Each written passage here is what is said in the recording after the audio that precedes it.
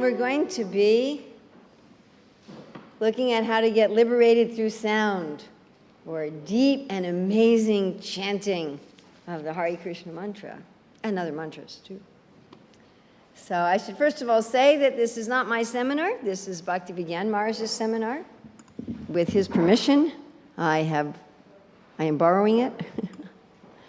His seminar goes over 5 days, about 2.5 hours each day. Now, this is a shortened version of a piece of it. If you want to hear all of Maharaj's seminar, if you do an internet search for Liberation Through Sound by Bhakti Vigyan Swami, you may find it. So we're going to start. Maybe you could pass out those papers to everybody. That would be nice.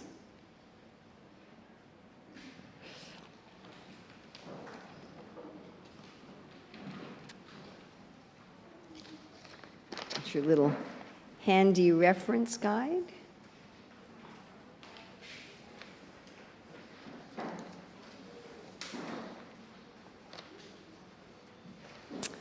Okay, so we're going to be starting with some verses from the Bhagavatam. We're going to start with text 3:26-32, which Srila Prabhupada translates as, when egoism and ignorance is agitated by the sex energy of the Supreme Personality of Godhead, the subtle element sound is manifested, and from sound come the ethereal sky and the sense of hearing. And we're just going to read bits of the purport. Prabhupada says, I want you to listen carefully because I'm going to ask you questions about this. Especially anybody who's distracted by making garlands, I will especially ask them. Actually, whenever Prabhupada saw anybody doing anything else in class other than listening, he would give them a hard time and tell them to stop. So I will especially ask you in the corner. Yes. The verse I'm reading from is 3:26-32. Okay, what your paper there is just a handy guide because this is a little complicated and technical, and I found that if people don't have a little guide, it's hard for them to follow. But you don't have all the notes that I have. If you want all the notes that I have, you can request that electronically. Is that all right? So don't look on your paper for everything I'm reading, because you don't have everything I have. I have an extra, 6 sheets of paper here. Okay. And if you want that, you can just ask Kasturika, Devi, Dasi, or even myself, and I will immediately send it to you electronically. But what I found is that if you give people 6, 7, 8 sheets of paper, they just leave them in the temple room and go home without them. So this is just a little quick guide summary as to what we'll be talking about. So we're starting again with Bhagavatam 3:26-32. And the verse again, when egoism and ignorance is agitated by the sex energy of the Supreme Personality of Godhead, the subtle element sound is manifested, and from sound come the ethereal sky and the sense of hearing. So I'm just going to read a little bit from the purport. I'm going to ask you to please give your full and rapt attention. Prabhupada said, it is stated also, thank you, in the Vedanta Sutra, that sound is the origin of all objects of material possession, and that by sound one can also dissolve this material existence. Anavritti Shabdat means liberation by sound. The entire material manifestation began from sound, and sound can also end material entanglement if it has a particular potency. The particular sound capable of doing this is the transcendental vibration, Hare Krishna. Our entanglement in material affairs has begun from material sound. Now we must purify that sound in spiritual understanding. Somebody tell me, what did Srila Prabhupada just say? Yes? We get entangled by sound and we can also get liberated. Okay, excellent. We get entangled by sound and we can get liberated by sound. That's we. That means you and I and all of us. Prabhupada said, our entanglement in material affairs. So it's talking about us, the living entities. What else did Srila Prabhupada say? Excellent. That's first class. What else did Srila Prabhupada say? All of creation comes from sound, And hence from sound can we liberate ourselves from creation? Okay, you got the second half of what Radhasanga Devi Dasi said, and you got the first half of Prabhupada's other point. So let's get the second half of Prabhupada's other point. The whole material creation comes from sound and... Sound can liberate. Sound can liberate. Sound can liberate us. Okay, there's two main points here. So one point has already been said. Our personal entanglement is through sound, and sound can liberate us. That's the first point. Second point, the whole material creation, it comes from sound, and the whole material creation can be dissolved by sound. So we have two kinds of creation here. One is ours, our little individual manifestation in this material atmosphere and its dissolution, and the other is the great big material creation and its dissolution. Everybody follow that? Yes? Okay. So then Srila Prabhupada at the end of the purport starts to talk about the big creation, where he says, from sound the ether becomes manifested, the air became manifest from ether, and he says we'll explain this later on. Okay, now we're going to move to the 11th canto, 11, 12, 17. Now, here Krishna has been talking to Uddhava about all different ways of attaining perfection and enlightenment, all the different paths that one can take to becoming a perfected being, an enlightened being. And Uddhava is very confused, and he says, okay, you've talked about all these paths. What should I do? Right? Do you ever feel like that? What should I do? What should I do? What am I supposed to do? So Krishna answers him, and he says, my dear Uddhava, okay, listen, phones are just fine, but the music has to match the meaning of what we're talking about at the time. It's got to be like perfectly coordinated background music, and then you can have as many. Wouldn't that be nice? Wouldn't that be really nice if we had a class where just at the exact dramatic moment, the right phone turned on with the right music? That would be great.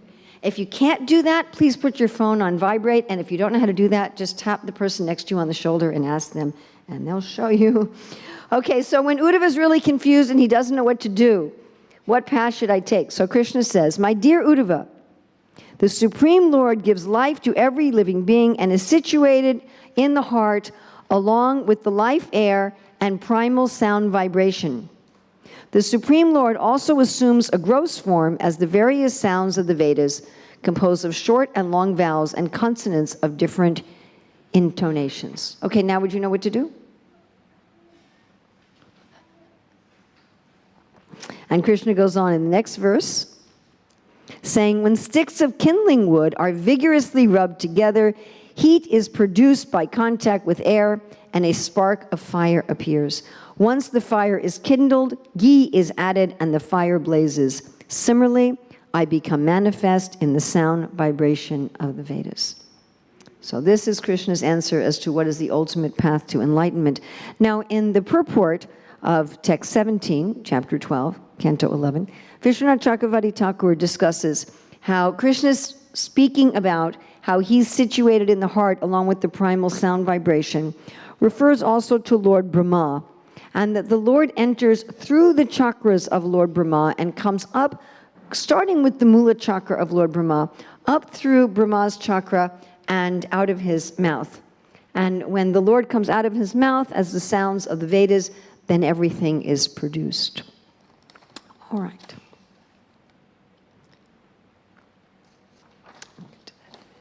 So let's look first at the big creation, and then we're going to look at our little creation, and then we're going to look at how to use this scientific knowledge of sound to become liberated from material illusion, become enlightened, and become a pure devotee of Krishna. What do you think? Is that all right? Okay. All right, very good. This morning we were talking about, why are we suffering? Is it that God isn't there, or that he's cruel, and we were talking about how the jiva is responsible, but we didn't really have time this morning to get into, well, what does the jiva do? What does the living being do to get out of this illusion? So that's what we're going to look at now. All right, first on the big creation. So for the big material creation, it starts with sound. And this is, of course, even explained in the Bible. In the beginning was the Word. Right, so first there was sound. So what is that sound? Actually, it's interesting. The Bhagavatam talks about that there's a sound even that's a precursor to Om. Interestingly enough. Just a little note about this Omkara, the Pranava Om. So I'm sure many of you are familiar with Sanskrit. How many of you know something of Sanskrit grammar? Oh, very good. So you know that in Sanskrit grammar, you cannot put two vowels together. Yes? They join and become a new sound. In English also, you can't put two vowels together, generally. We have a few exceptions like vacuum, skiing, create, and then some names, India, Hawaii. But generally in English, when you put two vowels together, they make a new sound. So if you want to talk about the cream, C-R-E-A-M, you don't say cre-em, right? You say E and the A join and they make a new sound. Now, but in English, it's not biologically logical. So a short E makes the sound eh, and a short A makes the sound ah. But you don't get eh and ah. You don't say eh, ah, and it becomes cram. The sounds don't blend, huh? But in Sanskrit they do. So you have in this sound om, it's actually and u, and then the anushwar, So and u, the is the sound you make without using your tongue or your lips or your teeth. Just try it. It's the beginning sound. It's the essence of all sounds. And if you add to u, try it. You start saying o. So in Sanskrit, and u making o is because and u do make o, unlike the and a, which do not make e in English. All right? And so Krishna says that he's the In the Bhagavad Gita, Krishna says, I am the letter a. When we read that in English, we may think Krishna is saying, I'm the letter A, but that's not what he's saying. The letter A is a completely different letter in Sanskrit. So we represent it with the Roman letter A for the sound a. It's really much more like a U. I don't know why somebody did that. But in any case, probably from Italian rather than English. So if you look at the Krishna says, I'm the That's the very beginning sound, the essence of all sounds. So Krishna says he is the And Jiva Goswami explains that the U is the Krishna's Shakti. Lakshmi, Radharani, Rukmini, etc., Sita Devi. And the Anushwar, the that's us, the Jivas. So you have Shaktiman as the you have Shakti as the U, then you have the Jivas as the So this Om is the complete representation of reality. The Lord, His energies, and the living entities. Could everybody here move up like this much? I am not armed. Okay, thanks. I don't know why it is that in almost wherever you go in the world, people always try to fill up a room from the back. It's quite interesting. Everybody comes right into the back. But now, by the way, if we look at the Hare Krishna mantra, which is very easy because you can look at the Hare Krishna mantra right there. So we'll see that we also have Shakti and Shaktiman there, yes? Where is Krishna? That's pretty easy. He's right there. Krishna and Rama. That's both Shaktiman, the possessor of Shakti. And where do we have Shakti? Hare. Okay, well, where is the Jiva in the Hare Krishna mantra? Where are we? Anybody know? So the Hare Krishna mantra is in the vocative sense. It's when you're talking to somebody. Yeah? This is not, if you want to say Krishna went to the bank of the Jamuna, you would not use Krishna. You'd use Krishna. If you want to say this ball belongs to Krishna, Krishnasya. I gave the ball to Krishna, Krishnam. But you wouldn't use Krishna as like the subject of a sentence. Now, in English, we don't do that. You know, if your name is Mary, Mary went to the store, and hello, Mary is the same. But like my name is Urmila, and if you were to speak to me in Sanskrit, you wouldn't say, oh, hi, Urmila. You'd say what? Oh, hi, Urmile. Change the name. You change the form. So these forms, Krishna, Rama, and Hare, mean that somebody's talking. It's something like in English when we have quotation marks, you know somebody's talking. So when you have nouns in the vocative, somebody must be talking. And this is an unusual form, grammatical form for a mantra. Most mantras are like, Om Namo Krishnaya. I offer my obeisances to Krishna. As if you're talking to somebody else. Oh, I'm offering my obeisances to Krishna. But here you're talking to Krishna directly. So you're talking, so that's where we are in the mantra. Everybody follow that? We have to be in the mantra because someone has to be speaking the mantra. So therefore, Srila Prabhupada says that Om is contained in the Hare Krishna mantra. Everybody understand that? Okay, got that? All right, good. So the original sound is this Omkara. And this produces what? Anybody know what sound produces in the beginning of creation? Ether, space. So space, that's the element we're least aware of. Generally, we understand space just by the defining boundaries around the space. Although really space defines everything. So sound produces space. And then from space comes what sense? Anybody know? The air, but first the sense of touch. First the sense of touch. Yeah, hearing is how you understand that there's space. So sound creates space, which you understand by hearing. From space comes touch, which creates, who said, somebody said? Air, which doesn't just mean the particular combination of gases that we breathe. It means any matter in a gaseous form. So that comes gaseous matter, and from that comes form, yes. And form produces fire, which doesn't just mean, again, what you turn on with the gas in your stove to cook something, but any radiant energy. So that it would include the light in this room, the warmth. Everybody feel the warmth in this room? So that is also fire. Okay, and then from fire comes water, it comes taste. And then from taste comes water, which again does not just mean this water, H2O, but it means any liquid form of matter. She's just totally fine. Yeah, she's fine. It's okay. It's okay, she's fine. So all liquid matter, and from that comes smell, and from which comes earth, which doesn't just mean the big planet or the dirt, it means any matter that's in a solid form. So all of that's coming originally from sound, right? Now, even modern science will agree with this, by the way, because this so-called solid object is mostly space, and it's made up of atoms and molecules, the parts of which are moving. In the atom, it's mostly space and everything. And if there's moving, that means there's vibration. If there's vibration, there's sound. So I'm sure you all know in Krishna book, in the Rasa Lila chapter, Srila Prabhupada says that the whole world is full of Krishna's. You don't know. You should know this. Singing. Prabhupada says the whole world is full of Krishna's singing. So by Krishna singing this original vibration, everything is manifested. And that means that everything is a manifestation of sound. Everything is a manifestation of sound. I mean, it's easy to understand that everything's a manifestation of sunlight.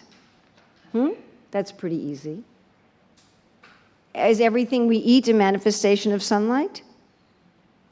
Yes, sunlight, water, and a little earth minerals, correct? Everything. Can you eat anything that's not sunlight, water, and earth minerals? No. Everything is either that or eating that and eating that and eating that. Yes? Okay. So like if you look at your fingernails, we can look at your fingernails for a minute. So yesterday, everybody has fingernails? Can you look at them? That's good. Okay, so yesterday that fingernail was a chapati. Okay, and a few days before that, the fingernails were sunlight. Is that cool? That Krishna turned the sunlight into a chapati, into fingernails. Everybody understands that? Does that, yes? We all agree? We all took our science classes in school? So that's pretty amazing. Okay, there's light in this room. And that light turns into fingernails. It turns into wood that you make this thing out of. This is a transformation of light. So it's not too difficult to understand that everything is a transformation of sound. Light is an intermediate step, actually. Light and water, intermediate step. Ultimately, everything's a transformation of sound. Okay, now as we said, it's explained that yes? By sound, are you referring to energy waves? Sound, as we hear it now, needs air to vibrate. That's a very interesting point, because we think of sound, that sound requires something that's a precursor, that couldn't exist in a precursor to air. However, just to throw this out there, are the scientists sending out some sort of sounds into outer space where, as far as they're concerned, there's no air? They've sent something vibrating there. Yes? Where they say that there's no air, correct? We'll just leave it at that. So it's not, one thing to really keep in mind with modern science, and I don't want to get too far afield with this because we have places to go and things to do and people to meet. But one thing to keep in mind about modern science is they know very, very little about very, very little. So even though they can do wonderful, incredible things, like you can have a video chat with somebody across the world in real time on this little tiny machine you can carry in your pocket. And so they're very impressive. They still know just a little bit about a little bit. So that's just something to keep in mind. And every scientist will admit that. Yes? Every scientist will admit that. At least at the higher levels. What I found is that when you're getting your bachelor's degree, they tell you that science and the empiric method is infallible. When you're getting your master's degree, they tell you that science and the empiric method is infallible. And when you start to take a PhD, they start telling you that science and the empiric method are completely fallible and they don't know what they're doing. It's quite an experience to go to your class, your PhD level class on the philosophy of research. And the first thing they tell you is the empirical method is flawed. Here are all the flaws with the empirical method. This is why we don't know anything. These are all the philosophies about what we know and what we don't know, and actually we have no idea what's going on. And you're sitting in the back of the class thinking, oh, this is what Prabhupada talked about when he said don't engage in mental speculation. And so you pull out your songbook and start memorizing Narottama Das Thakur's songs instead. Yes, may I help you? Ether. Where is the ether? Position of ether? What do we mean by ether? Space. Space. You can think of space as what defines everything. So space is where the liquids, gases, radiant energy, and solid matter all have their place. It's what gives meaning to everything. We understand meaning by geographical location. You understand the meaning of what I'm saying because there's spaces between the words and between the sentences. My daughter-in-law once had her little daughter take all the keys off of her computer keyboard, and when my son put them back on, the space bar didn't work. And getting messages from her without a space bar, they were unintelligible. So it's space that adds meaning to music, that adds meanings to speech, that gives meaning to everything. Space is the original defining element. Without space, nothing else can exist. And I do have another seminar on the 5 elements, but it's not this one, so I don't want to get too far afield here, if that's okay? Is that all right? Okay, thanks. All right, so that's the big creation. Now we're going to go to the secondary creation. We're still talking big creation, but that was like the big creation of Mahavishnu. Right? Yakaranarnava jale bhajati yoga nidram ananta jagadanda saromakupad hara shakti mavalambya paramasumurti. And now we're going to go to the next one of Lord Brahma. So that's what's explained in the 11th canto in the purport by Vishwanath Chakravarti Thakur, where he refers to other places in the Vedas, which are referenced on the bottom of your paper, about 4 kinds of speech, 4 kinds of sound.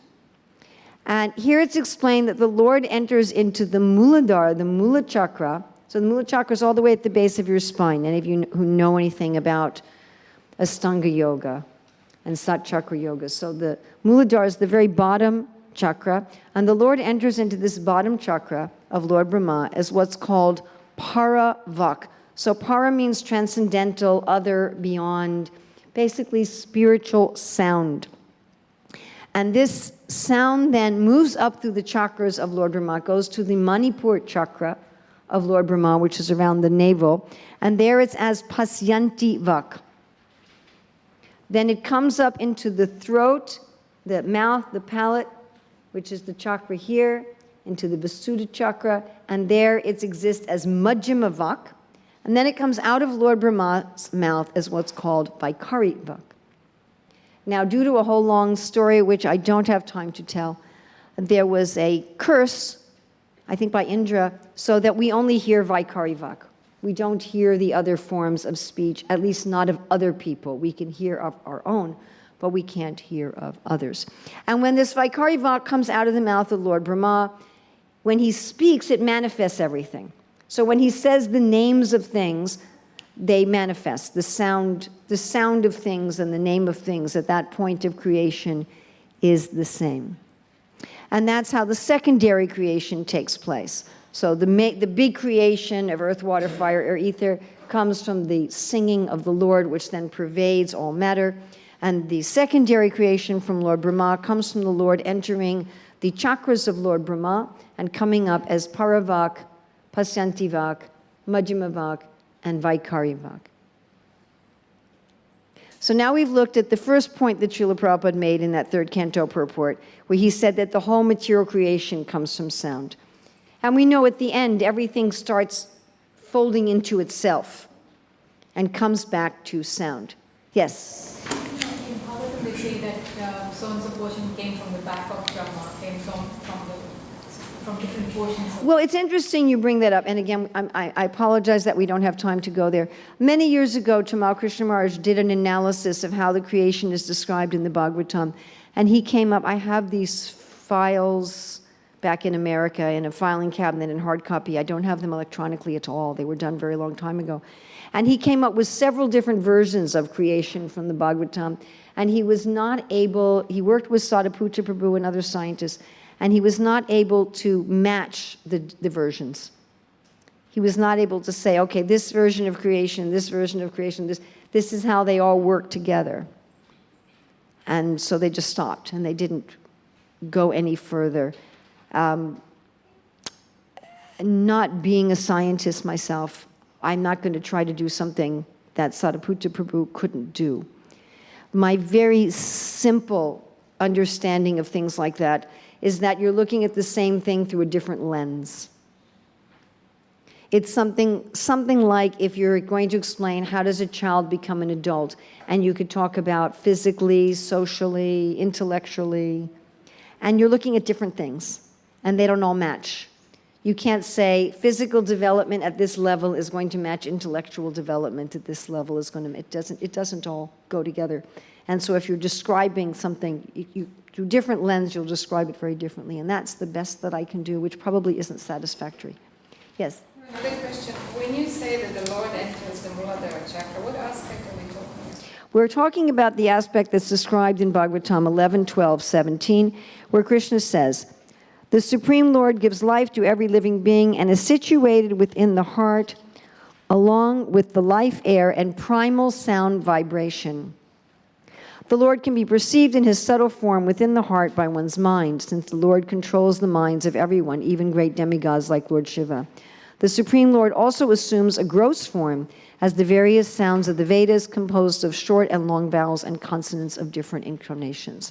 And this is explained then by the Acharyas that what this means is that the Lord, in the form of sound, enters the Muladhara of Lord Brahma. And then as he comes up through the chakras of Lord Brahma, manifests, as Krishna directly tells Uddhava, as the gross sounds of the Vedas. So it starts as the subtle primal sound vibration in the Muladhara and comes out eventually through Lord Brahma's mouth, as Krishna is saying here, the short and long vowels and consonants of different intonations. So then Lord Brahma is making all these different sounds, which manifest as the creation. Yes? When we are producing spiritual sound like chanting Hare Krishna, so we have a gross sound coming, so it has to do with the vibration which happens in the other chakras as well? What happens in the... Other chakras as well? Yes, and we'll, hopefully by the time we finish, we will have answered that question. And if you still feel dissatisfied when we're finished, then ask again, and you may even ask it a little differently. Is that okay? Okay. All right, so we've talked about the whole big creation on the first level of creation and the second level of creation. Now, what was Srila Prabhupada's second point again in that first purport in the third canto? Sound, everything's dissolved. Okay, that's the first thing. We talked about everything comes from sound. But he made a second point. What was the second point? If you're entangled, Our entanglement. Yes, thank you. All right, so our entanglement comes from sound, not just the big material creation. That means our individual entanglement comes from sound. So this is also going through these same processes of the four sounds. So this is the soul first making a sound. The paravak is a spiritual sound. It's the sound of the soul. And what sound does the soul make that starts its material entanglement? A desire to be the enjoyer, the controller. Actually, one devotee said to me recently, it's not so much wanting to enjoy, because we were already enjoying, but wanting to be the controller. I want to be the Lord. Bhaktivinoda Thakur said it's a desire for fame. I want to be the most important. I want to be at the center. I want to be the controller. And the soul is very powerful. The soul has most of the qualities of God. We were just reading that this morning. And we come from a world where desires are fulfilled, where if the soul expresses a desire, it's fulfilled. So when the soul expresses this desire, I want to be the center, I want to be the most important. So how is that going to be fulfilled in the spiritual world? So there becomes then a covering of intelligence, because it's just a general thing. I want to be the controller, I want to be the most important, I want to be at the center. Well, how are you going to be the center? So this voice of Paravak moves up into the covering of the intelligence, which is controlling Icha Shakti, the Shakti of desire. And at that point, it takes some form. So let's say you want to start a business. What do you need first? Or project, anything. What do you need to have first? An idea, yes, not money, because if you have money and you don't have an idea, it's worthless. Just by the way. If you had millions and millions and millions and millions of dollars and you had no idea what you wanted to spend it on, it would just be a burden to you. Just by the way. I know somebody that happened to, who got a whole lot of money and just felt it was a burden because they didn't know what to spend it on. They had no vision. What do I do with this money? So you have to have a vision. Right? We use that word, vision. And the voice moving up comes to be called pasyanti vak. Vak means a speech. And what does pasyanti mean? To see. Just like every day we sing, pasyanti panti kalayanti chiram chagandi. Pasyanti means to see. So this is the voice of vision. This is the voice of desire. Not just I want to be the controller, I want to be the center, but it becomes more specific. You have some vision, what I want to achieve. All right, and then becomes a further covering of mind. And the mind is the accepting, rejecting. And if things go well, the mind accepts and rejects according to the vision. If things go poorly, the mind accepts and rejects according to the senses. That's like what an animal does, right? The dog smells something, smells good, accepts, smells bad, reject. Right? But the way the human being is supposed to work is, it smells good. Oh, does that fit my plan? And then I decide whether I accept and reject. So then it comes up to the next voice, the voice of the Majjhima Vak. Majjhima literally means middle. But this is the voice of the mind. We may not be very aware of our spiritual voice. We may not hear our spiritual voice at all, clamoring, I want to be at the center, I want to be famous, I want to be the most important. We may not hear that at all. We may not even be so aware of our vision and our desires. Generally, conditioned souls are not very aware of their own desires. And when you become aware of your own desires, it's often quite shocking. But we're very aware of this Majjhima Vak. Majjhima Vak is the little voice we hear all the time, speaking in English or Gujarati or Croatian or Spanish or whatever it may jibber jabber in, or maybe it switches back and forth between all of those. Oh, look at that over there. What about over there? I have to do this tomorrow. What about this yesterday and this happened? Oh, did I check this on my email? Did I write this letter? Do I have to do that? Or then what are they doing over there? Look at that interesting person over there. The Majjhima is something, it reminds me something of a young monkey. You know, have you ever seen a young monkey? You know, just... And the mind seems to be a distraction machine. It definitely seems to be like, just don't think about God, anything else. Over there, over there, over there, over there. Over there. Oh, worry about this, worry about that. What about that? What do you got? So that's the Majjhima. It pretty much is jabbering all the time. And the Majjhima is what's meant to facilitate our getting the vision of the Pasyanti Vak. It's meant to accept and reject things according to the direction of the Pasyanti Vak. All right, but that's not enough. If you just have an intelligence and a mind, you have to have a gross body. In this world, you don't have a gross body, you can't do anything. So then we get a gross body, and through the gross body, we can speak. Prabhupada would sometimes ask, you know, what is the start of any project? He said people started talking about it, right? Let's build a kitchen for the Melbourne temple. We talk about it. Oh, yeah, okay, let's do that. So that's the Vaikari Bhak, which you could say symbolizes all gross behaviors. But in this case, we're talking specifically about sound. So finally it comes out as the Vaikari Vak. I want to do this, I want to do that, I want to go here, I want to go there. I'm worried about this, I desire this and that. But that is the sound of action. And there we are. We have now created our material entanglement. It is now complete. And with our Pasyanti Vak, our Majjhima Vak, and our Vaikari Vak, we become like a little Lord Brahma creating our own little world. Maybe it's a corner in a room in the Brahmacharya ashram, and maybe it's a 5-story marble house with a Jaguar and a BMW in the garage, but it's our little world that we look around and go, yes, this is my world that I created it. All right, so there we are. Now, we're not so terribly interested in this class tonight as to how the material creation gets dissolved, although the elements do fold in on each other. The earth folds in into water, and the water folds in into fire, which folds into air, which folds into ether, which eventually folds into the Mahatattva. But we're very interested in reversing our entanglement, yes?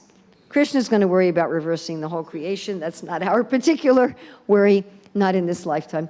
Anyway, maybe if we're Lord Brahma, we get to worry about that a little bit, but not in this life. But we want to reverse our material creation. So Srila Prabhupada says very nicely,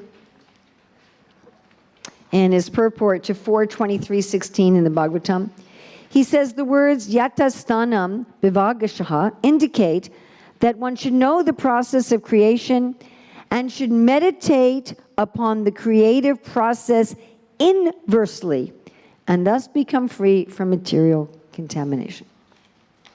So that's what we're all about to do. We're going to meditate on the creative process inversely. So I'm sure all of you have traveled with a GPS, right? Yes? Yes? Or maybe you even got reverse directions online. You know, got some directions, then you could get reverse directions. So many people have their GPS already programmed to home. If you have a GPS you use all the time, you already have your home programmed in it. So you want to go somewhere, it takes you there, you know, turn right, turn left, turn right in 300 meters. And then when you get to your destination, and many of them are even voice activated, right? You can just say, okay, home. I remember my parents got one of the first GPSs, one of the really new ones when they were still like, you know, $2,000. And they called it Rosie.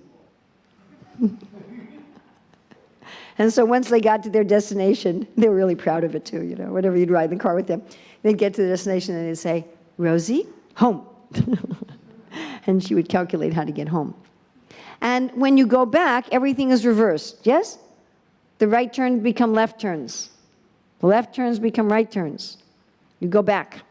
So that's what we're going to do now. We're going to go home. Everybody want to go home? Are we tired?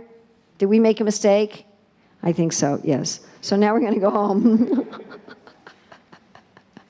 So the way we're going to go home is we're going to reverse. And the way we're going to reverse is we're going to take the spiritual sound of the liberated soul. What is the spiritual sound of the liberated soul?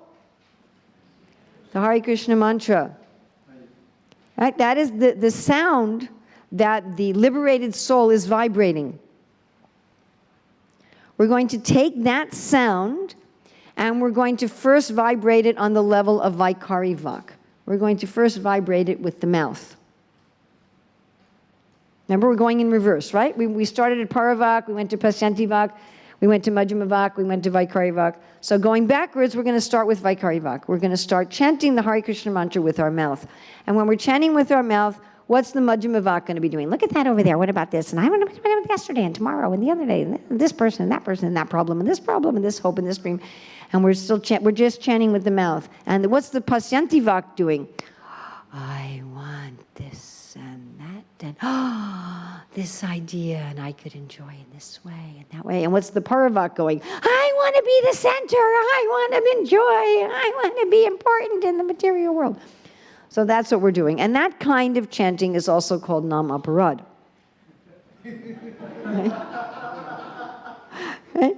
It's also called inattentive chanting. But that's how you have to start, because that's where you are.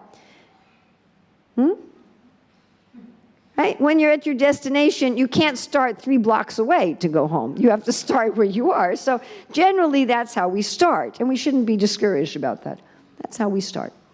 All right, so then what do you want to do? You want to keep going. You don't want to stay just on the Vaikari Vak platform. And just to thoroughly discourage you,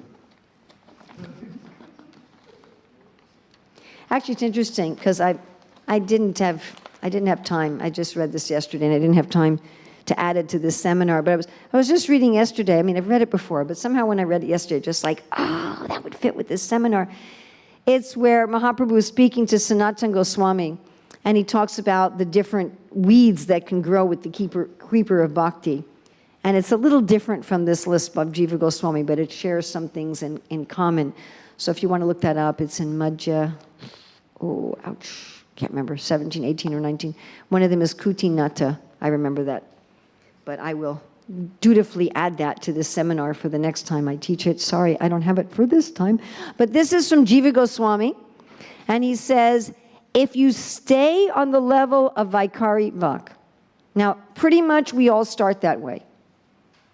Pretty much. The only reason you wouldn't start that way is if you already progressed past that in another lifetime, or if you were very involved in some other system of yoga so you started bhakti on a different platform, which, by the way, is not what we recommend. We don't recommend you first do another system of yoga and then do bhakti. It's more efficacious to just start with bhakti. But if you started another system of yoga, if you were doing karma yoga, jnana yoga, astanga yoga, and then you switched to bhakti, you may come into bhakti at a higher level. Or if you started bhakti in another life, you may come in a higher level. But generally, we all start at Vaikari Vak. And that's fine. But Jiva Goswami says, if you stay there intentionally, if it's time to move on and you intentionally stay there, these are the things that will happen. And they're scary, and they're nasty, and they're just depressing. So he said, you'll get crookedness. You'll become crooked. You'll become deceitful. Because if you just stay on Vaikari Vak, you're not really making much spiritual advancement at all. Very, very, very, very little. You're really not getting much of anywhere. But if you keep doing that, you may become deceitful. Oh, I'm so spiritually advanced, when internally you're not. Faithlessness, you're not going to be getting much effect. And so you'll start to lose faith. You'll think, well, it doesn't really work. I'm chanting, and it doesn't really matter. There's one heavy quote, which I have in my other seminar on chanting, where Prabhupada said, if you're chanting mechanically and thinking about material things, it is useless. And then he has this long pause, and he says, or it will take a very long time. And he says, you're reading Krishna book, why can't you think about how Krishna is killing the demons and the cowherd boys are cheering? Anyway, so one becomes faithless. One thinks, I'm chanting, but all the effects that's mentioned in the Shastra, I'm just not getting them. One will start to get attached to things that destroy faith in Krishna. Well, why is that? Well, if I'm chanting, and I'm not experiencing anything, I'm not experiencing Cheto Darpanam Arjanam, Davagni Dirmapanam, those things are not happening to me, and I'm losing my faith, then I want things that justify that it's okay that I'm losing my faith. I don't want to confront the fact that I'm not going deeper. I want something to say, yeah, you shouldn't have any faith. There isn't anything there to have faith in. So I start becoming attached to things that justify my faithlessness. Then slackness in the process. Well, if I'm not getting anywhere, why should I be so strict about it? So people will they'll stop chanting, or they'll not even pretend to chant attentively. I mean, I've seen some pretty odd things that people do, even shamelessly, publicly in their chanting. They're just slackness in the process. And the one that I think is the most heart-wrenching is taking pride in devotional accomplishments. So one time I visited a temple I hadn't been to before, and this one brahmachari comes out. Hare Krishna, Prabhu.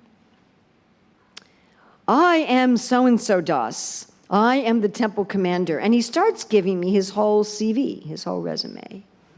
And I'm just standing there at the gate like, okay, was I hiring for a job, or why are you telling me? And he's telling me everything he's ever done, how many books he's distributed, what he did in the temple, how many pots he washed, and all these things. And then he looks at me and he says, and so what department are you in? And I'm like, I don't know, troublemaking. I didn't quite know what to say. and I was really thinking about it. Why did this person who I've never met before, I've never seen since, why was he telling me all of his accomplishments? And when I read this from Jiva Goswami, I thought it's so easy to fall into this kind of trap. Because when you just stay on the level of Vaikari Vak, you're not really going much of anywhere. You just kind of started. When you start on Vaikari Vak, it's like you've gotten in the car and you've turned on the engine. So that's something. It's not nothing, but you're not going anywhere yet. And so if you're just there for a long time with the engine running and the scenery isn't changing, what are you going to do? If you don't completely give up the process, how are you going to convince yourself that you're making advancement? And how are you going to convince yourself that you become a very great devotee? Well, you start looking at what you've done externally. I've waved so many sticks of incense, I've chanted so many mantras, I've donated so much money, I've cooked so many kofta balls, whatever it is. You start looking at those sorts of things. And sometimes we even encourage that among each other. That this becomes the main way that we talk about other people. Oh, they did this externally and that externally and this externally and that externally. So if you see yourself falling into these kind of things, deceiving others, losing faith, getting attached to things that make you think it's good that you're losing faith, now you're finally becoming, really sober and intelligent and thoughtful, and becoming slack in the process, and judging your spiritual life only by the externals. These are all symptoms of intentionally staying on the Vaikari Vak platform when you are capable of moving on. To start there is fine. There's nothing wrong with starting there. It's accepted that we should start there. But we should go on from that. And Srila Prabhupada frequently says, we begin at the Kanista platform, but everybody should come to the Majjhima platform. Yes, you hear Prabhupada say this a lot? Everyone should come to the Majjhima platform. So that's what we're going to talk about now, to go on to Majjhima Vak. To go on to Majjhima Vak, to start chanting not only with the voice, but also with the mind. So sometimes this is referred to as hearing the mantra. So your mind and your voice are both chanting.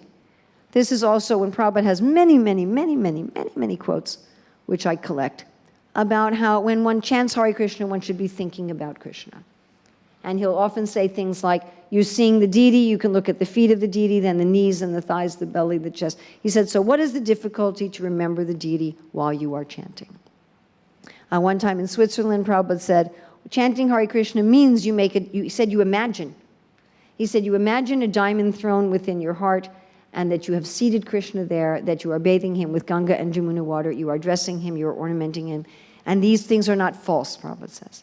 He says Krishna is actually accepting them. And I know of several devotees that really took this very much to heart. And every time they would chant, they would imagine a diamond throne in their mind and Krishna there, and they would imagine going through the whole process as the deity, and imagine going through the whole process of deity worship with their chanting, and Krishna eventually manifests. So their mental imagination of the deity receiving their worship, that Krishna manifested in that meditation. So, we'll get there. So this is chanting on the level of Majjhima Vak, that the mind is fully engaged in the chanting. There's one nice quote where Prabhupada says, when you're chanting, you should feel the presence of Krishna, and you should think of Krishna like Krishna's talks on the Bhagavad Gita to Arjuna, and if you can't do that, then just try to hear the mantra very distinctly and sincerely. So all those sorts of instructions, remember Krishna's instructions on the battlefield, imagine you're bathing and worshiping Krishna on a diamond throne, remember Krishna killing the demons, or just hear this. If you can't do any of that, Prabhupada would say, just hear the sound of the mantra, or meditate on the form of the deity, and if you can't do that, just hear. He's all talking about Majjhima Vak, chanting on the level of Majjhima Vak. Now, when you start chanting on the level of Majjhima Vak, something very interesting happens. At a certain point, the Pasyanti Vak will join in. Pasyanti Vak is the voice of desire. This is the voice of attraction. And you can think of it with the Bhagavad Gita fall-down sequence for material things. By contemplating, you become attached. From attached, you get lust. So by contemplating the name, you become attached, and some desire awakens. Some desire awakens. Now that is a very auspicious thing. When that desire awakens, then you're really starting to enter into the higher realms of spiritual life. Now, sometimes that desire sparks in a very general way. Oh, I really want to surrender to Krishna. I really want to give Krishna my heart. Not intellectually. Not, yes, I'm convinced that I should give Krishna. It says right here. But as a feeling, as a desire, there's some emotion involved, and it's genuine. It's really, I remember one time I was in a town in South Africa. There's a family that runs a small temple, and they basically do almost everything themselves. What's it called? Something about flowers on fire is the translation of the Afrikaans. Anyway, so they run this small temple, and they also have like a little restaurant in the temple. Bloemfontein, thank you. So just this couple basically do almost everything with a little help here and there. And the wife is in the kitchen all day, and she's always smiling. And she's cooking these huge pots all day, every day, and she's always just, all the time, you know. She's working really, really hard from early in the morning to late at night, every day, cooking and serving and cleaning out with just a little bit of help here and there. And after being there a few days, I just looked at her in the kitchen, and I had a feeling, oh, I want to serve her. I want to help, right? You understand these kind of feelings? They're spontaneous feelings. It's not like, I'm supposed to serve her, she's working really hard, it's my duty, my mommy taught me that when I was 5. It wasn't that kind of a thing. It was just something that just came from within out on its own accord. I didn't plan it, I didn't think about it. It was just, can I help you? So it's those sorts of desires coming from the Pasyanti Vak in relation to chanting. Okay, that's not the ultimate, but that's what we want to go for, those desires. And then on a higher level, those desires come up very specifically. Oh, I want Krishna as my child. I want Krishna as my friend. I want Krishna as my beloved. Those sparks come up. And then what you want to do is you want to increase those sparks until they become a blazing fire. And you want to start chanting on the level of Pasyanti Vak, on the level of desire. So this is what we're talking about in the Shikshastaka, Ainanda Tanuja Kinkara Patitamam Vishame Bhavam Bhujo. That this is starting to be on the level of desire. Krishna, save me, take me home, engage me in your service. Not as just, Krishna, engage me in your service, Krishna, engage me. But there's that you really want that it starts to become more and more and more and more and more consuming. And as that starts happening, remember this is Pasyanti Vak, it's the voice of not only desire, but of vision. So when this starts happening, one starts getting what's called spiritual television. You've heard Prabhupada talk about this, spiritual television? That within the heart there's a television set. And you can turn in, it's got lots of channels. It's got the Krishna channel, the Ramchandra channel, the Kurma channel, the Varaha channel. And you can tune in. And it's a really cool movie because not only can you see it, and it's not only in 3D without glasses. You know, you can see it, you can hear it, you can also smell it. And you can also touch it, and you can also taste it. Okay, but it's still material. We're still just, we haven't gone down to the spiritual. And then chanting on that level, and especially once one specific desire for Krishna service awakens. And gradually then, one comes to, the soul starts to really awaken. And one starts chanting on the level of paravak. The soul proper starts to chant in its own voice. And at that time, one will come to the point of seeing Krishna face to face. And then one is no longer really within this material world, although externally it may seem that way. And then everything has been reversed. Then we have come, then Rosie has taken us home, and we are back. And then everything, then there's full integrity. The Paravak, the Pasyanti Vak, the Majjhima Vak, and the Vaikari Vak are all chanting together. They're all saying the same thing, right? So in the beginning we chant with the Vaikari Vak, and the Majjhima Vak is still going, what about this, what about that, past, present, future, this person, this plan, this dream.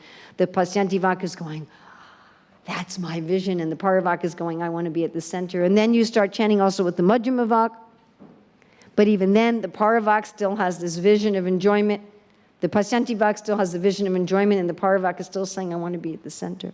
And then one starts chanting with the Pasyanti Vak, but still the Paravak is saying, I think I still want to be at the center, probably. And eventually one's chanting also with the Paravak. And this is compared, as we already read, Krishna comparing this, in the 18th verse of chapter 12 of the 11th canto, where he said that when you want to create a fire, no, you don't have that. I'm sorry. I don't, as I say, I don't give you everything. If you want everything, you have to email me and you can get everything. And he says, when sticks of kindling wood are vigorously rubbed together, heat is produced by contact with air and a spark of fire appears. Once the fire is kindled, ghee is added and the fire blazes. Similarly, I become manifest in the sound vibration of the Vedas. That's what we want. We want that when we chant, we hear Krishna and his name are the same. But we want realization of that, yes? We want Krishna to manifest in the sound. Something like you have the deity, somebody carves the deity out of stone, correct? And then you invite Krishna to manifest in the deity. So we are asking Krishna to manifest in the sound. Because originally everything is Krishna. So we're asking him to manifest in the sound. So he's saying that happens in the same way you start a fire. Now it's a little hard for us because this is not how we start fires today. So if Krishna were talking to us today, he might give a different analogy. But as he's given this analogy, we're going to use it, even though it's not so much within our experience. But if you're first going to start fire by friction, so you're rubbing, and Krishna says that you get heat. You get heat. Of course, first, before you get heat, what do you get that he doesn't mention here? Anyone who's made a fire like that? Smoke. You get smoke. And I think a lot of us notice that in the beginning stages of chanting, a lot of what we have to deal with is the surfacing of our anartas and the facing of our anartas. But then you get this heat. So this heat is the Majjhima Vak becoming engaged. As soon as you're chanting on the level of Majjhima Vak, you will feel some heat. You start feeling some real effect from the chanting. If Vaikari Vak, very little effect. But as soon as the Majjhima Vak's involved, as soon as you're chanting on the level of speech and mind, there's some heat. You'll start developing some of the qualities of sattva gun. For example, you'll find you're more peaceful, you're more forgiving, you're more equipoised, you're more detached. A lot of material desires just kind of, you just see them for what they are and they just fall away. And you start to feel some real pleasure in chanting. And then the next thing Krishna says, you feel some heat and then you get a spark. So the spark is the Pasyantibhak. Now, sometimes when devotees are chanting really nicely on the Majjhimavak platform and these sparks come, they just kind of watch them. Wow, there's a spark. Oops, went out. When am I going to get that again? 5 months ago when I was chanting, there was a spark.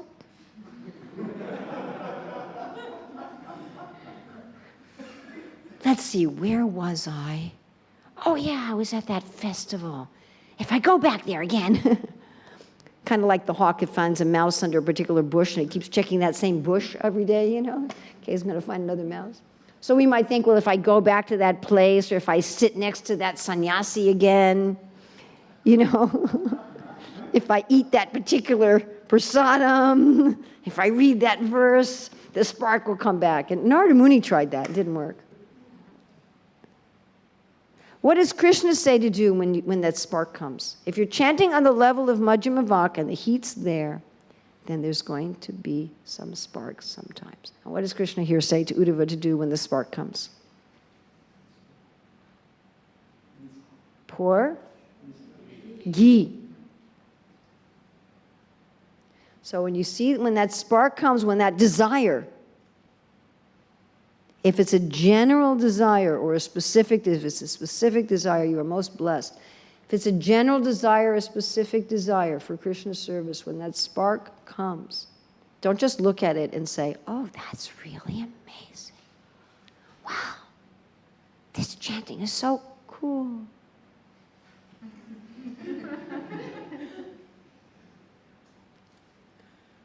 No, it couldn't happen to me. I'm not advanced enough. I must have imagined it. Pour ghee on it. Nourish it. You want to nourish it. You want to feed it. It's something that's very precious. You could also take it that these sparks are really a way of Krishna testing you and inviting you. Do you want me?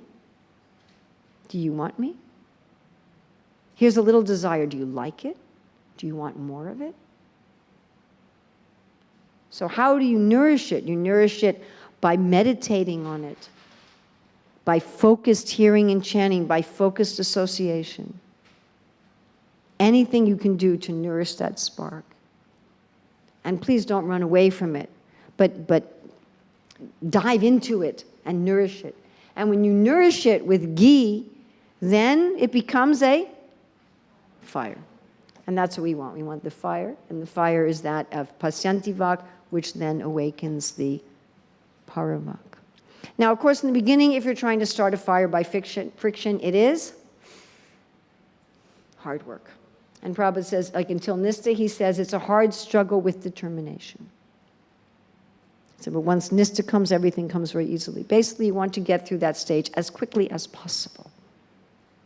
You want to get through the just chanting on Vaikarivak as quickly as possible. You get in the car, you start the car, and then you start going somewhere. Otherwise, you end up with these problems that Jiva Goswami talked about. And staying on that level where there's not even any heat, where there's just smoke and hard work, is not a fun place to be. I really don't suggest it. And someone can stay in that state where there's just smoke and sweat and hard work as long as you want. There's no like particular automatic time. It's not like a school where, you know, you finish this course and then you go on and you finish this. It's not like that. So it's a question of us. So you can stay at that platform just for a moment, and you can stay at that platform for lifetimes if you want. It's not some automatic thing. Does that make sense? Okay, so we're going to do just a little demo, and then we'll have time for a few questions. And if you're really interested in this topic, again, I would suggest that you do a search for Liberation by sound by Bhakti Vigyan Swami, and listen to the whole seminar, which is about 20 hours long. And he goes into this topic much more deeply, and then he gives a whole framework to it far, far beyond anything I can do in about an hour. So we're going to do a little experiment here. And well, the way we're going to do this, which I found to be most efficacious, is we're going to first try to work with Pasyanti Vak, then we're going to add Majjhima Vak, then we're going to add the Vaikari Vak. So I found this to be the best way to give a little demonstration of what we're talking about. So I'd like everyone, first of all, not to remember, but to actually go to a time, relive, re-experience a time when you had some desire to serve Krishna, when you really thought, I really want to serve Krishna. I really, really want to, I wish I could love Krishna, I wish I could serve Krishna. And bring back those feelings so that you feel them again now, and you're reliving that now, and you're there again now. Sometime when there was some real desire, I want to serve Krishna, I want to be with Krishna, I want to love Krishna. And go back to that time so that you're living it again now, and hold that feeling. And if you never had that experience, then go to a time when you felt very detached. Not remembering, but feeling it again, where you just felt disgusted. I don't want material life anymore. It's boring. It's foolish. It's useless. I'm finished with material life. And again, find that feeling so you feel it deep, and hold it. And if you never felt that, then go to a time when you were curious and you were wondering, is there a God? What's life all about? And get that feeling of intense curiosity. So now, holding that feeling of either I really, really want to find Krishna, I really want to love Krishna, I really want to serve Krishna, or that feeling of just being disgusted and detached with material life, or the feeling of curiosity. So we're now going to add the Majjhima Vak. We're going to chant in our mind without making any audible sound. We're going to chant together in our mind, holding that feeling, 3 times the Hare Krishna mantra. It can help if you scream it in your mind. We're not going to make any sound that anyone can hear. It could also help if you visualize perhaps the deities, or you can visualize the words of the mantra so that your mind is totally fixed on the sound. So starting now, we're going to chant the whole mantra just in our mind, holding that feeling 3 times.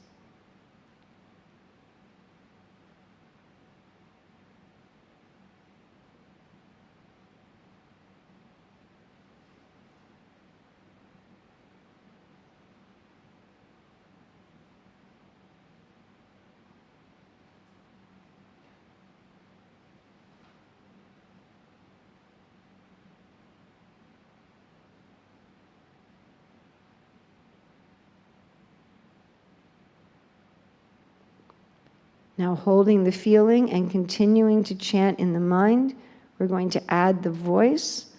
So holding that feeling of I really want to serve Krishna, or detachment, or curiosity, and chanting loudly in the mind, we're going to add the voice and chant the mantra 3 times together. Hare Krishna, Krishna Krishna, Hare Hare. Hare Rama, Rama Rama, Hare Hare. Hare Krishna, Krishna Krishna, Hare Hare. Hare Rama, Rama Rama, Hare Hare. Hare Krishna, Krishna Krishna, Hare Hare. Hare Rama, Rama Rama, Hare Hare. So we have just a little bit of time for questions, if there's anything. Did we answer your question? Yes. It's like we sometimes, we generally, we try to chant attentively, but it seems as though it's almost not under our control. But sometimes by Krishna's mercy, we're able to hear, but then sometimes, or most of the times, we're not able to. So then how do we, like, conscious, like, because you said that. Okay, so we gave a number of examples. I mean, Arjuna said, Chanchalahi Mana Krishna, the mind is very difficult to control. So we gave a number of examples of Srila Prabhupada's different instructions in that matter.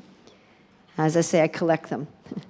So Prabhupada would say, you see the deity. When you see the deity, meditate on the deity, the Lord's feet, or if not the deity, maybe you have a painting of Krishna that you really like.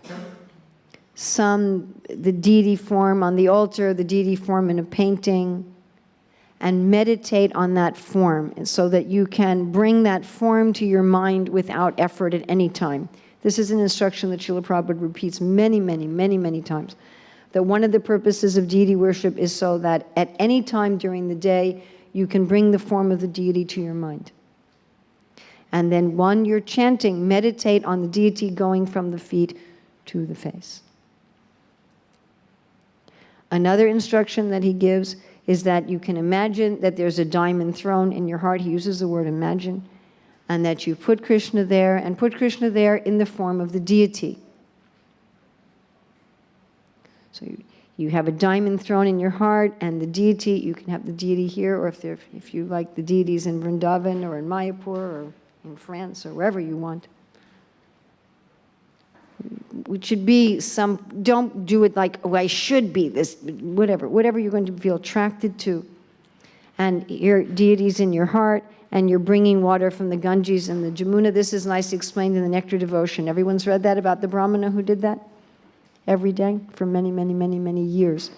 And then you can imagine, you don't even just imagine that you're buying Ganga Jal from the shop, you can even imagine that you're going to the Ganges, and you're getting the Ganges water, and they're getting the Jamuna water, and you're bathing Krishna with these waters in gold and silver pots, and you're massaging him with oil, and you're dressing him, and you're ornamenting him, and you're giving him very nice foods.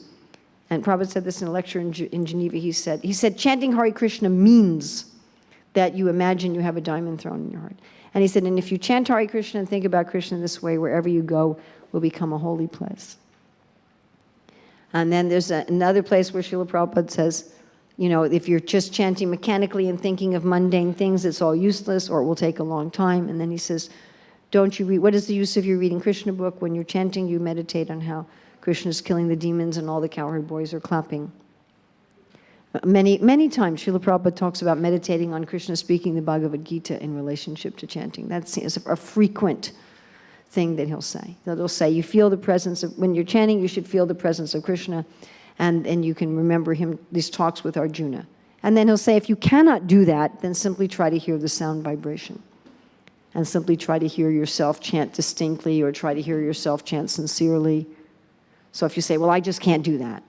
Okay, well then just hear the sound of Krishna's name and hear yourself chant distinctly. There's also some advice Bhaktivinoda Thakur gives, which I'm sure this is all old information for you. Things like try to chant in a conducive place. Don't try to chant on the train. For your 16 rounds, chant at a conducive time, with good company, with a tulsi tree. During the rest of the day, don't fill your mind up with garbage. So, these are, I usually discuss that more in a different seminar in chanting, but those are just common sense things. So if all day long all you're reading about is who's winning the cricket game and what, Hollywood star just got divorced for the 10th time, and if that's what's going through your mind, or even, would you know so-and-so at the office just got a divorce? If that's what's going through your mind, then when you sit to chant, that's what's going to be going through your mind. So you want to be hearing, you want to be reading the books, you want to be hearing the books, you want to be talking about Krishna with the devotees. So then naturally, Prabhupada would say, as soon as you chant Hare Krishna, immediately you remember Krishna's form and Krishna's pastimes and Krishna's attributes, and those things fill the mind. But this is a deliberate attempt. Prabhupada will use the word practice. That's why we call it sadhana bhakti. Sadhana means practice. It's why Krishna calls it a abhyas yoga, repetitive practice, that it's a deliberate, focused attempt to manmana bhava madbhakto, and maya shakta manaparta. It's a very deliberate, focused attempt. It's not that, well, I'm just going to sit here and I'm just going to chant mechanically and my mind's going to wander and, oh, well, I'm a helpless victim and I'm dependent on Krishna's mercy. So he might every once in a while give you some mercy to say, come on. You know, if you're just sitting in your room all day, your mother might come in every once in a while and say, can you please get up? So, you know, every once in a while, because you are chanting and you're calling to Krishna. So if you're not making any effort to engage the mind, then Krishna may occasionally stop by and say, ahem. But you have to get up, you know. It's a limit. Yes, Prabhu? Just wondering, I had one time, the Prabhupada, when they were building all the temples in the early days, they were chanting, they said, Prabhupada, we're so busy we can't think of Krishna while we're chanting. All we're thinking about is the stuff we have to do through the day. Do you have any suggestions on, is that okay? Or I would really suggest that you don't do that. And my own analogy for that, I remember one time when my husband said to me, you know, the only time we're spending any time together is at the morning program. Otherwise, we're just always busy all day. And we decided that we were going to spend an hour together in the evening after he finished work. And it was such a difference just to have time just to be together. There was one American president. We had, in America, we've had more than once where a father and then a son became president. One was with John Adams and John Quincy Adams. And the son was one of 14 children. And he said that Thursday at 6 o'clock was always his favorite time, Thursday from 6 to 7, because what his mother did with each of the 14 children was each of them had an hour a week where she was just with that child. And that was his hour. Thursday from 6 to 7 was his time his mother was just with him. So there's a difference between working for somebody, even if you're thinking about them, and just being with them. There's some difference. If I'm doing things for you all the time, and I'm working for you, and even I'm absorbed in thinking about you while I'm working for you, still, if you love me, if you're my friend, or you're my wife or husband, or you're my child, or you're my parent, or whatever, you might want to just be with me just to be with me, yes? So especially our time with chanting, and especially our japa, which is very, very personal. In kirtan, we're with Krishna and all the devotees. With japa, it's just us and Krishna. And that's our time to be with Krishna. You know, so if you're hanging out with your friend and all your friends thinking about is what they're going to do for you later, might that be a little disturbing?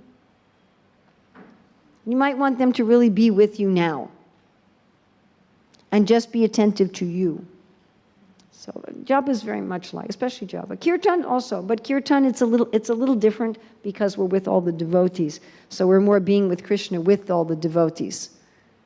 It's like all the cowherd boys are dancing with Krishna, or all the gopis are dancing with Krishna, or the elderly cowherd men and women, they're all together watching Krishna being dragged through the clay and cow dung by the calves, and they're all together with Krishna. So kirtan is much more like that. But japa, it's just us and Krishna. That's more like just Mother Yasoda feeding Krishna, or, you know, some cowherd boy sticking a flower in Krishna's mouth, or some gopi just sitting with Krishna on her shawl on the bank of the Jamuna. And that's not the time you want to be with Krishna and say, oh, Krishna, you know, I have these books I have to take care of, and it's this thing with this publishing, and, you know, we have that bill with the temple, and he's like, can you just be with me? Can you worry about that later? This is our time, just be together. The same with deity worship, you know, when you're doing deity worship. And I see this is why we have our concentrated time. You know, we have some concentrated time every day that I'm just going to be with Krishna. I put aside everything else. And that should be, you know, in the class also. Sometimes devotees have a habit in the class of doing, you know, making ghee wicks, making garlands, I don't know what they're doing. But it's our time to just be with Krishna. So our japa, our kirtan, our shastra class. Now that doesn't mean, you know, you can listen to a class also while you're cleaning the floor. And you can chant Hare Krishna while you're doing everything, yes? You can chant Hare Krishna 24 hours a day. But we still have a time that I'm just going to be with Krishna. That's Urmila's realization on the topic. So feel free to reject it if you like. Yes, Prabhu. How do I know when it's time to stop chanting aloud to my mind, chanting in my mind? Now, that doesn't mean chanting silently. Chanting in the mind means you're chanting both with the voice and the mind. How do you know when it's time? Today would be a really good time. So you still chant aloud? You're still chanting aloud, yeah. You're adding the mind. So you're chanting with the voice, you're adding the mind, then you're adding the desire, then you're adding the soul. Thank you for making sure that was clear. I appreciate that. Yes. Yes. Could you tell us something about that Jagrat, Sushupti, Swapna, Turiya state? Level of consciousness. The ultimate level of consciousness is beyond dreaming, wakefulness, and deep sleep to what's called the Turiya, or the fourth level of consciousness, which is very different from the others. The others are still within the body and the mind. And the fourth level of consciousness, you're touching the spiritual aspect. Yes. There's a mention of Karan Shari, causal body. The causal body. Can you say something about that? Not so much, because some of this I just got from Bhakti Vigyan Swami, and it's out of my depth. So, as I said, this is his seminar, not mine. So I've included that for completeness, but I would rather refer you back to him for the complete seminar for some of those technical things. He's a great scientist. I am just a little fly on the ocean. No, he really is a great scientist. I mean, seriously. Yes? So that stage when you're adding a ghee, is like, because if we would make a fire, we would try to add the ghee in the same time as the spark comes. Yes. But when we chant, how do we add the ghee? Because you said we can, like another day, you can try. That's in general, you're going to be doing that. Because when you do that at the rest of the time, you're much more likely when you're chanting for the spark to blaze very quickly. But during the time of chanting, how do I describe this?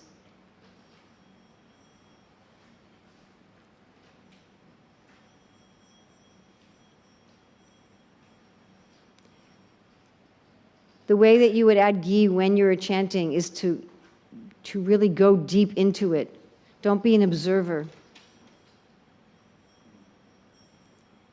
We're an observer of the material world. We're not really a doer in the material world. Ahankaravi mudhatma karta hamiti manyate. We're not really the doer here. We're just the observer. When those sparks come, stop being the observer. Because you're starting to awaken something spiritual.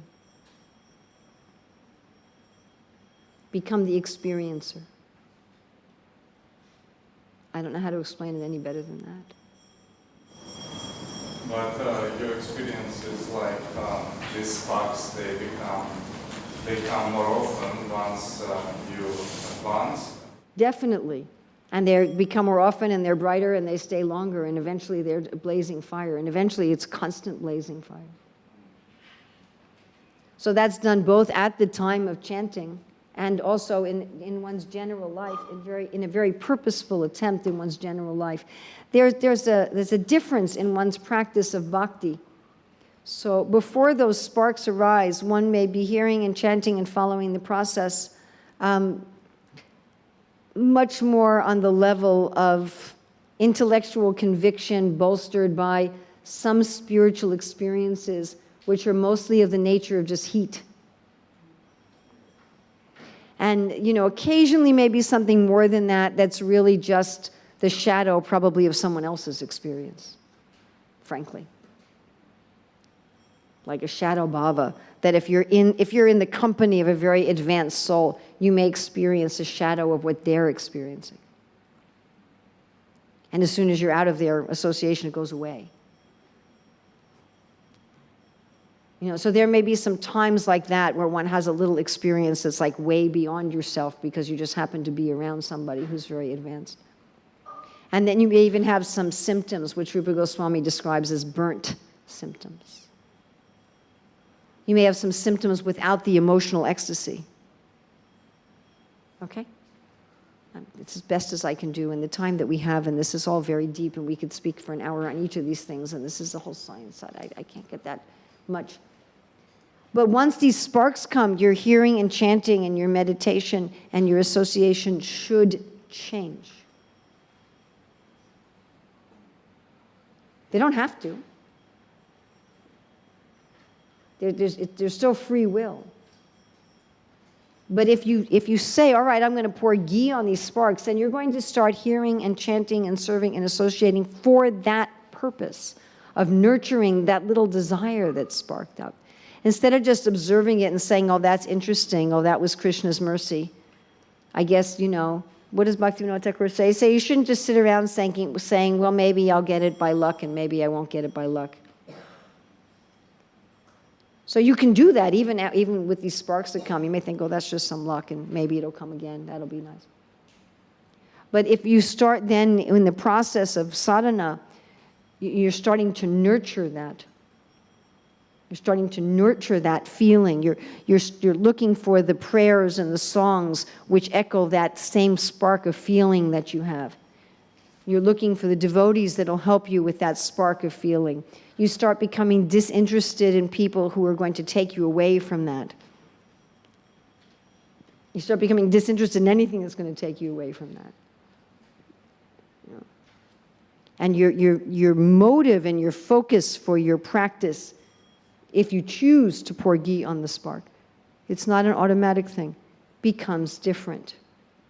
So that becomes in general in your life. And that may not be 24/7. Maybe it's like that for an hour a day. And then maybe after a few months it becomes 2 hours a day.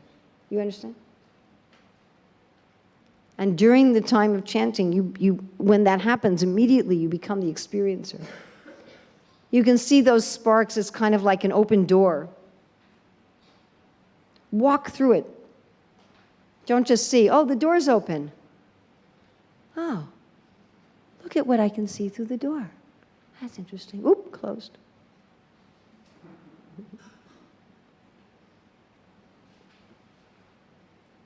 Does that make sense? I don't know how to explain it any more than that. We're talking about something on the level of desire that we start having some problems with language. Yes?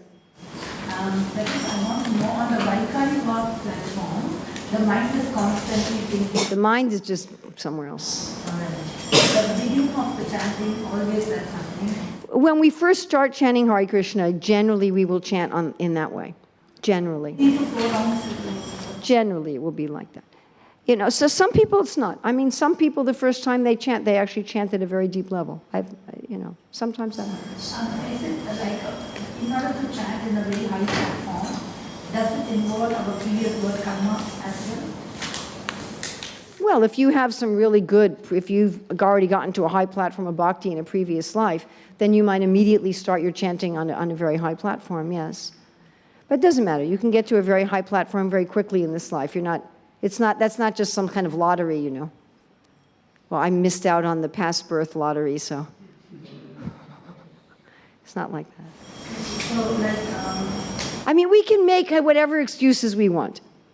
Okay, we have free will, and we can say, well, of course, they were advanced in another birth. What can I do? I just got to sit here and wait for Krishna to just, come on, Krishna. Guess you don't like me today. Okay, we'll try again tomorrow. I'll show up again. So whatever it is. So now I'm asking you, in order to start on the Vaikari platform, the mind becomes controlled. Yeah, the mind, yeah. Yeah, when the mind becomes controlled, it becomes into the body. Yes. But that should be a deliberate practice. It's a deliberate practice. As Krishna is saying, you're rubbing to make a fire. You're working, you're doing some deliberate practice. And in the beginning, it will be difficult. Generally. Does it have to be? No, it doesn't have to be. But it probably will be. Figure that it will be. It doesn't have to be.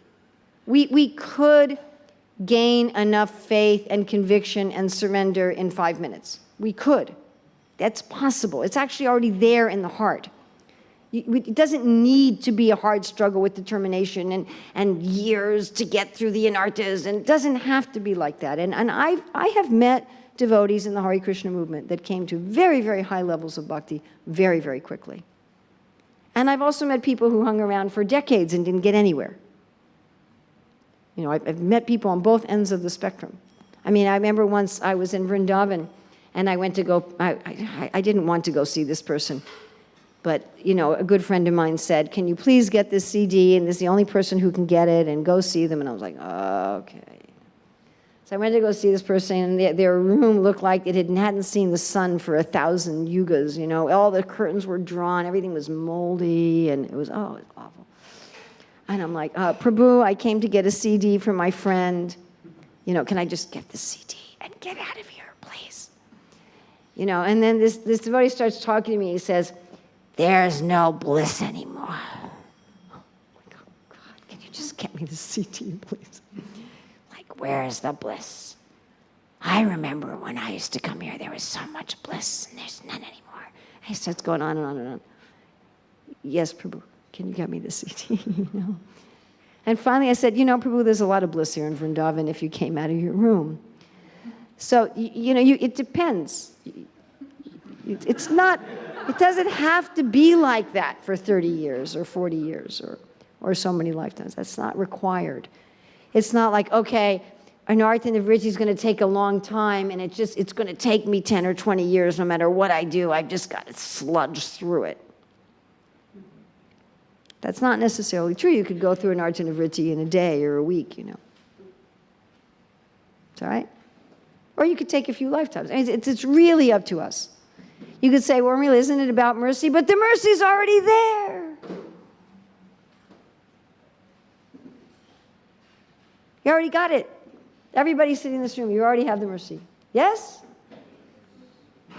It's Prabhupada right there, Krishna right there, and Gaura is right there. You don't have to do something more. The mercy's already there. You can take one more, and then we're definitely going to stop. Yes?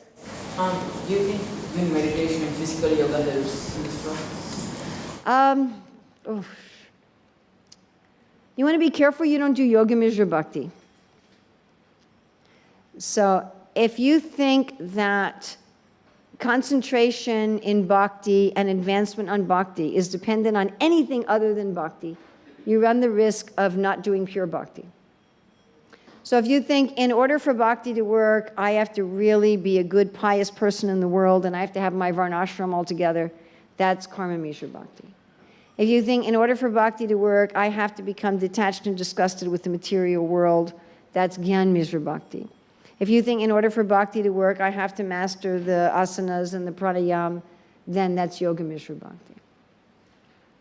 Now, a lot of things are helpful, but we just shouldn't think that we're dependent on them. Okay? This room is helpful. It's helpful to have this room and not meet out on the street. If we had this meeting on the street, it would be very distracting. But the room is not necessary. We could have this meeting on the street. It's not necessary, but it is helpful. So if something helps you, do it. But just don't think, as soon as you think it's necessary, because it's anyabhilasitastranyam jnana karma anavritam. You can have jnana and karma and jnana karma adi.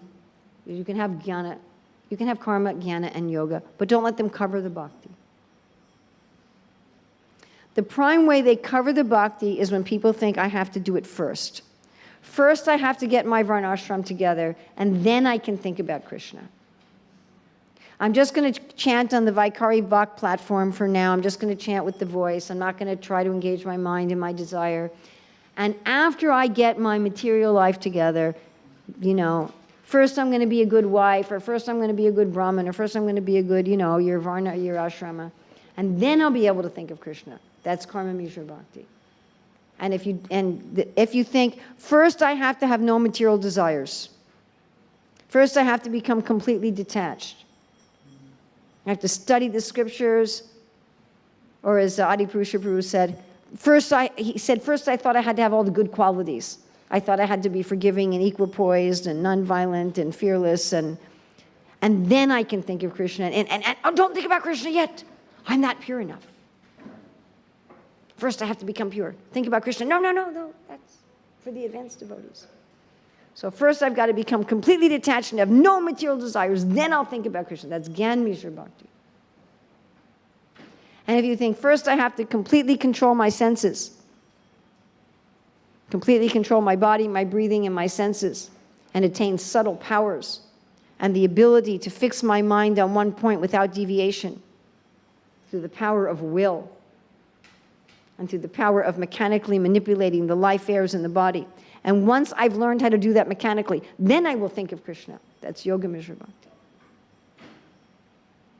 And Krishna says, Klesho dika tarashteksham, avyakta shakti chetasam, avyakta higatir dukam, deha vadbir avapyate. Because Arjuna's question at the beginning of chapter 12 was, Krishna, should I just start with bhakti? Or should I first realize Atma? Should I first realize Brahman? And then do bhakti? And Krishna says, just do bhakti from the beginning. He said, just be absorbed in me with love. If you can't do that, do abhyas yoga, do practice yoga, and practice thinking of me.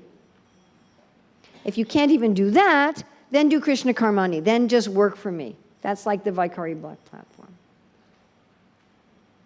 That's not even sadhana bhakti, that's just Krishna Karmani. Sadhana bhakti begins when you start thinking about Krishna. Nectar Devotion, chapter 2. So that's the beginning of sadhana bhakti, Vaidhi sadhana bhakti. So we're not opposed to karma, gyan, and yoga. We do activities, yes? We're not opposed to varnashram. We don't reject varnashram. We don't say nobody should do pious work and nobody should have pious stages of life. We don't say everybody should just be an avaduta living naked in the forest. That would be rejecting varnashram, or everybody should just become a Babaji or a Mataji in Vrindavan. That's not what we're saying. That would be rejecting karma. And we don't reject Gyan. There's whole sections of the Bhagavad Gita and Bhagavatam that are full of Gyan. And we use Gyan in our preaching. We'll say, you might die any moment. This material world is temporary. It's full of misery. Do you really get all your desires fulfilled here anyway? The body's just a bag of flesh decorated with some hair, with some mucus in it. That's Gyan. We use Gyan. And we even use yoga. We say you should sit properly, right? We have yam and niyam. You should meditate on Krishna. We use those things, but we're not dependent on them. And you can achieve bhakti, frankly, without any of them. The prostitute that became Haridas Thakur's disciple, she wasn't in varnashram, she wasn't doing any kind of karma. Magrari the hunter, he wasn't in varnashram, he wasn't doing any kind of karma. I mean, you can give examples, people, they weren't doing any karma, they weren't doing any gyan, they weren't doing any yoga. What to speak of, Ramchandra's devotees, Jatayu, I mean, he wasn't doing any karma or gyan or yoga. So you can just bhakti is fine. But if those help, fine. Is that clear? That's very important. That's like super, super, super important. Something that will really slow you down is if you're mixing your bhakti. And if you mix your bhakti, you'll have a long, dry period before you get really any taste from bhakti. Thank you very much. Srila Prabhupada ki jai. Srimad Bhagavatam ki jai. Gaur Premanande.